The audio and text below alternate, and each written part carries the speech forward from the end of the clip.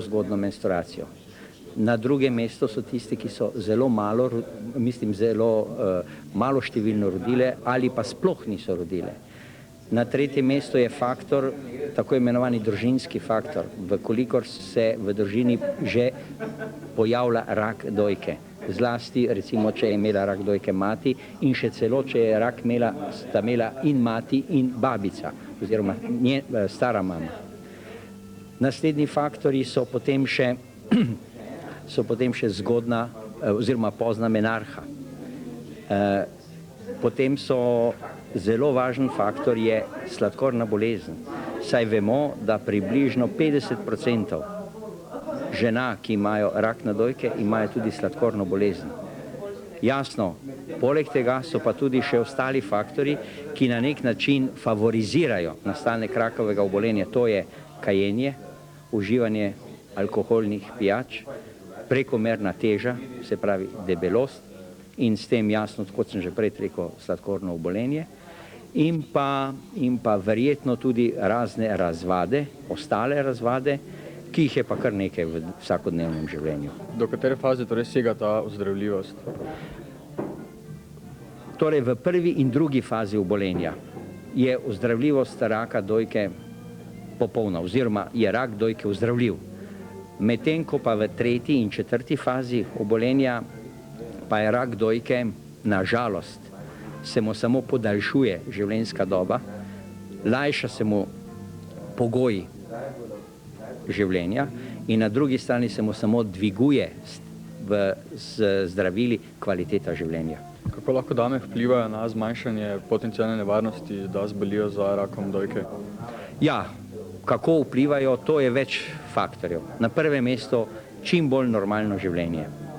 Na drugem mestu v to mislim predvsem zmanjšati kajenje, vkolikor se kadi, ali pa ga popolnoma, kar pa je najboljše opustiti.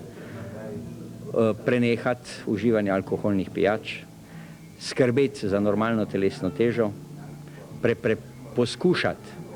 poskušati na nek način zreducirati vnos težkih masti, se pravi svinjske masti in temu slično, uživati čim več zelenjave, čim več sadja in jasno pri vsej tej stvari tudi čim več fizično se aktivirati v smislu raznih rekreativnih dejavnosti, športa, v smislu teka, hoje, planinarenja, ki smo ga mogoče malo opustili, čeprav smo bili Slovenci poznani kot planinski narod in temu slično. No, najbolj pomembna zadeva pa je verjetno samo prognoza oziroma samo pregled dojk. Kdaj, kako? Samo pregled dojk je bolj važen za zgodnje odkrivanje obolenja. Jasno, samo pregled dojk se lahko začne že kar v zgodnji življenjski dobi. Pri 30 letih ne bo nič narobe, če si bo žena začela samo pregledovati dojke. Jasno, pri samo pregledu dojk je to važno, da najmanjšo spremembo na dojki, ki jo žena ob samo pregledu spozna, takoj na takšno spremembo reagira in se napoti v najbližjo ambulanto za odkrivanje bolezni dojke. Ali različni medicinski vsadki oziroma lepotni vsadki vplivajo na porast raka dojke? No, dokazano, direktno dokazano to ni. Vendar najverjetneje tujek ni ravno priporočljiv v telesu. Vsak tujek je za telo pač tujek in določene substance, kot so silikon, vsekakor ne koristijo človeškemu telesu.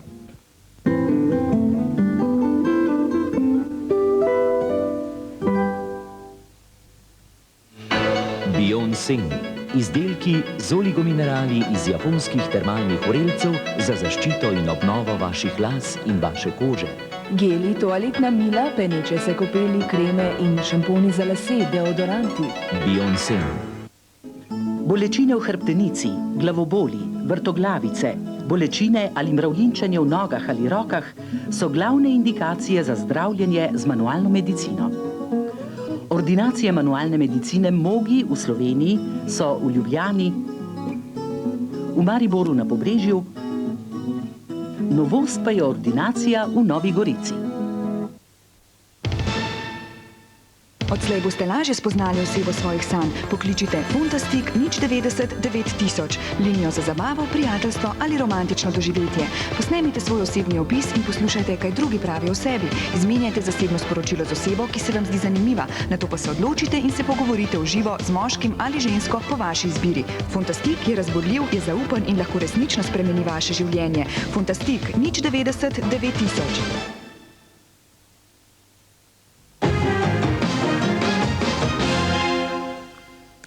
V nadaljevanju naše oddaje pa se bomo posvetili hrbtenici. Torej ne bomo govorili o raku na dojkah, o tem smo že govorili, o tem smo si zdaj pogledali tudi reportažo, pač pa torej o hrbtenici in bolečinah, ki nekako sovpadajo in pa so razlog za to, da smo nerazpoloženi in da seveda iščemo pomoč. Zdaj, kje iščemo pomoč, tudi o tem bomo spregovorili. Z nami pa sta dr. Aleksander Evdakov, doktor medicine in specialist manualne terapije. Dobro jutro. Dobro jutro. In Miloš Kramberger, doktor medicine ortoped. Tudi vam dobro jutro. Dobro jutro. Torej, najprej bomo seveda pojasnili, kaj lahko zdravimo z manualno medicino. Z manualной медициной, recimo manualna medicina proba pomagati v odstranitvi bolečin в гибальном систему по хребтенице, в склепах горных сподних окончин. Тут, кой се тиче главоболи, въртоглавици, мравлинчење в роках али ногах, тут то са индикации за то, да би мануальна терапия пробала се помагати. Kako je, dr. Kramberger, pri ortopediji? Je to približno enako, torej kaj zdravimo z ortopedijo? Torej, ortoped v širšem smislu je konzervativc in tudi kirurg lokomotornega aparata. Ortopedija izhaja še starih časov. Grška beseda ortopedos pomeni enega otroka zravnati. Usmerjala najprej v preformacije, v korekcije deformacije rasti. Danes pa pravzaprav zajema vsakršno dogajanje, katero se odvija na gibalih. Kot etablirana veda ima obligacije do metod in sredstev, etično je vezana za prisego in tudi za določeno zakonodajo. Svoje delo mora statistično znanstveno dokazovati in temu primerno tudi slediti razvoju in se usmerjati naprej. Zdravljenje ortopeda je večplastno, vključuje, seveda je posledica enega postopka, in sicer postopka diagnoze in zajetja, kateri bazira na ogromnem pridobljenem znanju, katero je interdisciplinarno, vključuje tim od rentgenologa, ortopeda in fiziatra in podobno, da se postavi diagnoza. Ko imamo diagnozo, zdravimo obolenje. Bolečina je samo eden od znakov obolenja. Pove, da nekaj ni v redu v telesu, hkrati je en zaščitni mehanizem, homo sapiensa, ga ščiti, da obstane in da se zateče po pomoč, da preveri, kaj je z njim narobe. En signal, en alarm. Bolečina je lahko sama za sebi entiteta, se lahko fiksira centralno in postane obolenje samo zase. Danes vemo, da imamo eno posebno usmeritev v medicini, katera se ukvarja samo z bolečino. To tudi predstavlja en velik problem sodobnega človeka, kateri je v vedno večjem psihofizičnem stresu. Da gremo že v področje hrbtenice, tako kot vsa področja, tudi to področje je pravzaprav torišče dogajanj, katerih primarni izvor je lahko motena rast, deformacije, katere so prirojene, zrcalo sistemskih obolenj, tumoroznih rašč, vseh vrst vnetij, od revmatičnih, specifičnih, kot je tuberkuloza, in nespecifičnih, druga vnetja, in posledica poškodbenih sprememb, katere so danes vse bolj pogoste. Vemo, da način življenja diktira takšen te poškodbe, ter v zadnjem času in v zadnjih desetletjih še vse več športno in športno-rekreativnih poškodb. Torej, gre v bistvu, če vas lahko prekinem, za zdravljenje hrbtenice, eno je sicer alternativna medicina, eno pa je klasična medicina. V vsakem primeru gre za zdravljenje hrbtenice. Kar mene zdaj zanima je to, na kak način poteka zdravljenje torej manualno terapijo, in potem vas bom prosila še, kako torej z ortopedijo. Prosim lepo.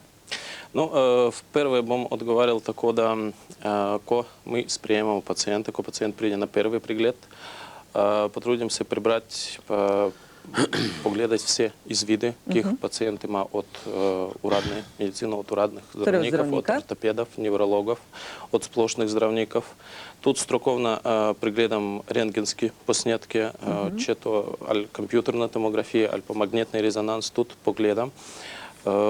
І глядя на всі ті податки, recimo razložim pacijentu, lahko bi v tej situaciji mi pomagali ali ne. In probamo z manualnoj terapiji to olajšati, te bolečine.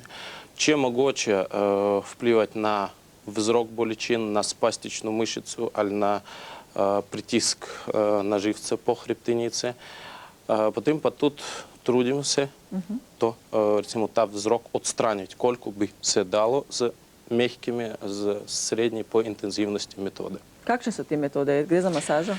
To gre za manipulativno terapijo, to je manipulacija na vrtencu ali na vsakem sklepu, na spodnjih zgornjih okončinah. To je tudi pir masaža, to je posebna masaža. In postizometrična relaksacija mišic. In to je mobilizacija